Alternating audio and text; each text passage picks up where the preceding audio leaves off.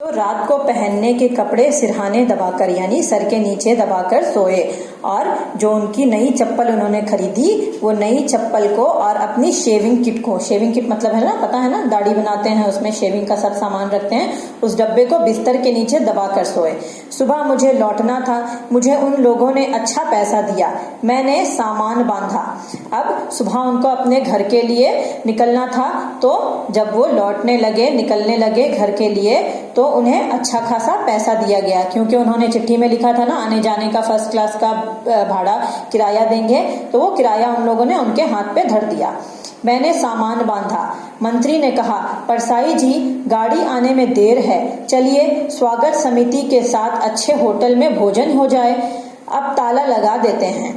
तो मंत्री जो थे वहाँ के इस सम्मेलन के मंत्री जो थे, ऑर्गेनाइजर जो हेड ऑर्गेनाइजर थे, उन्होंने कहा कि परसाई जी अब तो सब सम्मेलन पूर्ण रूप से खत्म हो गया है, कार्य पूरा हो गया है, चलते हैं हम गाड़ी आने तक हम क्या करते हैं कि स्वागत समिति के साथ में जो लोग भी स्वागत समिति के मेंबर्स हैं उनके साथ में एक बड़े होटल में चलकर भोजन ग्रहण कर लेते हैं, यानी खाना लंच कर लेते हैं, अब ताला लगा देते हैं। तो होटल में अब ताला लगाकर निकलने की तैयारी हो रही थी, पर ताला भी गायब था, ताला तक चुरा लिया। गजब हो गया। तो जब ताला लगाने गए तो क्या देखते हैं कि ताला भी चोरी हुआ था। अब ये तो मिसाल बन गया, ईमानदारों के सम्मेलन का मिसाल हो गया, ताला तक गायब था। गजब हो गया। मैंने कहा, रिक्शा बुलवाइए, मैं सीधा स्टेशन जाऊंगा, यहाँ नहीं रहूंगा।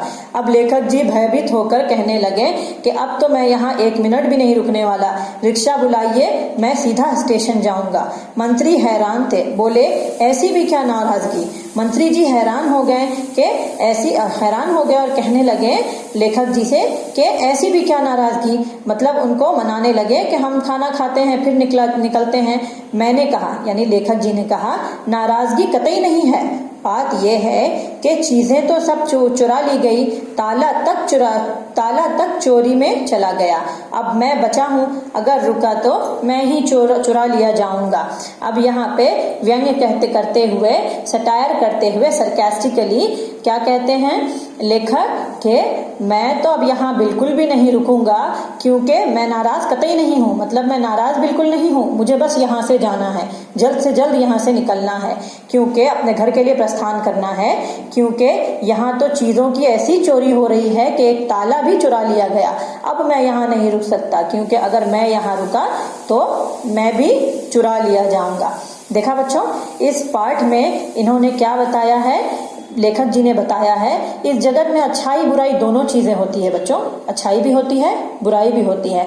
हाँ, जैसे अच्छाई और बुराई में से अंतर करना हमारा काम होता है, हमें अच्छाई और बुराई में पहचान कर लेनी चाहिए और अच्छाई को अपनाकर बुराई को छोड़ देना चाहिए, क्योंकि और जो बेईमानी होती है वो भी एक तरह का अवगुण ही है, यानी वो भी बुराई है, और वो सबसे बड़ी बुराई है, वो बुराइयों की जड़ है, खराबियों की जड़ है। बेईमानों पर व्यंग्य करते हुए इस रचना के द्वारा लेखक जी ने सचेत किया है कि हम बेईमानी से दूर रहें।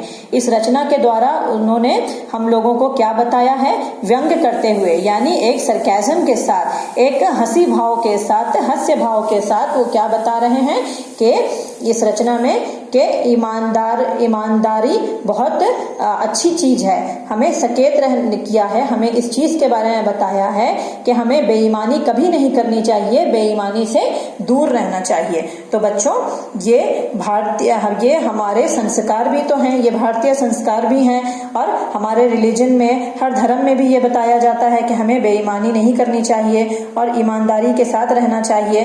तो आशा करती हूँ आप लोगों को इस पाठ में बहुत अच्छा लगा होगा, बहुत मजा भी आया होगा और आपने इससे सीख भी लिया होगा। धन्यवाद।